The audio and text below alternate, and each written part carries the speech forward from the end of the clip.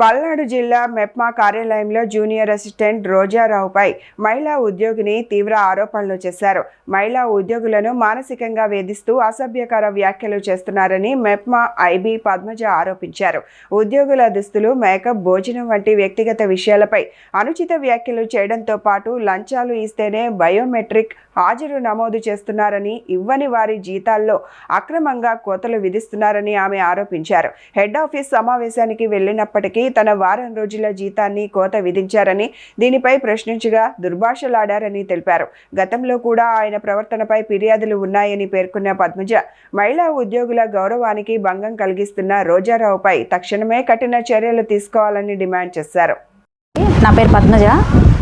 మెప్మా పల్నాడు జిల్లా ఆఫీస్లో ఐబీగా పనిచేస్తున్నాను. సత్తెనపల్లి సీఎంఎం, చిలుకలూరుపేట సీఎంఎంగా కూడా నేను పనిచేస్తున్నాను. ఇక్కడ ఆఫీస్లో రోసారావు అనే ఆయన జూనియర్ అసిస్టెంట్.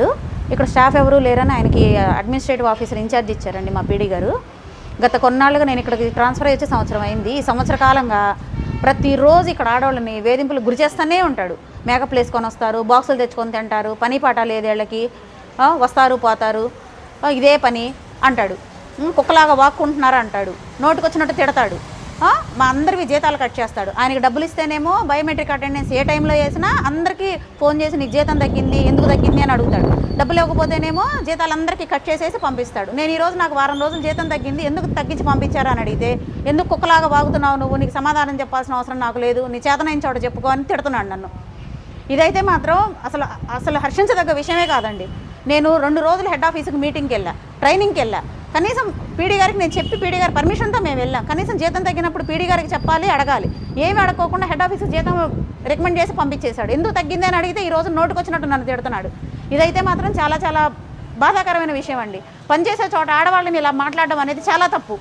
ఒక జూనియర్ అసిస్టెంట్ ఎంత ఇన్ఛార్జ్ ఇస్తే అడ్మినిస్ట్రేటివ్ ఆఫీసర్ అయిపోతే మాత్రం నోటుకొచ్చినట్టు ఆడవాళ్ళని తిడతాడా అండి? ఒకసారి కాదు, ఎందుకు కుక్కలాగా వాగుతున్నావు నువ్వు, నీకు సమాధానం చెప్పాల్సిన అవసరం నాకు లేదు, నీ చేతనైన చోట చెప్పుకో, నీకు దిక్కున్న చోట చెప్పుకో అంటున్నాడు. గుంటూరు ఆఫీస్లో కూడా ఇలాగే చేస్తే ఒక ఆఫీసరు చెప్పు తీసుకొని వెనకాల పడింది ఇతన్ని కొట్టడానికి. ఇక్కడ ఎవ్వరు ఏ చర్యలు తీసుకోలేదు. గత ఏప్రిల్ 25వ తారీఖు కూడా ఇలాగే మాట్లాడారు, నువ్వు కుక్కలాగా వాగుతున్నావు అన్నాడు నన్ను. అప్పుడు కూడా నేను అలాగే ఎస్పీ గారికి కంప్లైంట్ రాసేపోతే ఇక్కడ వాళ్ళు అందరూ అన్నారు, వద్దులే మేడం, ఇప్పటికే పరిస్థితులు బాగాలేదు, మన పల్నాడు మెప్మా పరిస్థితి, మీరేమి ఇవ్వకండి, ఒక్కసారికి ఊరుకోండి, మేము చెప్పి చూస్తామన్నారు. ఏం మారాడండి చెప్పి చూస్తే? ఏమీ మారలేదు. మాట్లాడితే తిడతాడు, మేకప్లు వేసుకొని వస్తారంటాడు. ఆయనకి ఎందుకంటే ఆడవాళ్ళ గురించి ఎందుకు అనాలి మమ్మల్ని? మా డ్రెస్సుల గురించి, మా మేకప్ల గురించి, మా జుట్ల గురించి ఎందుకు అనాలి? ఆయన ఎవరు అసలు మమ్మల్ని అంటానికి? మేము ఎలా వస్తాయి ఆయనకి ఎందుకు? అటెండెన్స్ తగ్గింది, జీతం తగ్గించి పంపించాడని అడిగితే కుక్కలాగా వాగుతున్నారంటాడా? దిక్కున చోట చెప్పుకోవాలా? నేను ఎస్పీ గారికి అయితే కంప్లైంట్ ఇస్తానండి.